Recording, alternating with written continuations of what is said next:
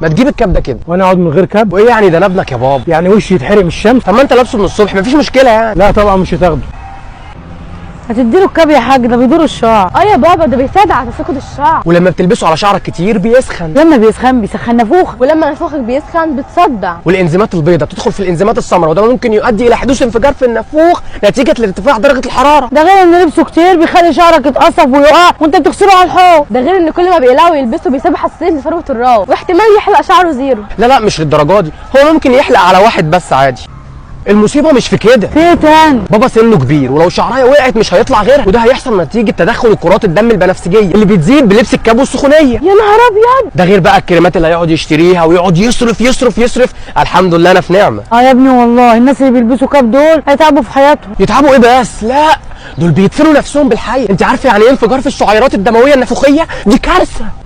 انت نسيت ان ممكن سخونيه الكاب تعمل شلل لخليه المخ. انا عندي ابو واحد صاحبي كان بيلبس كاب لحد ما جاله شلل.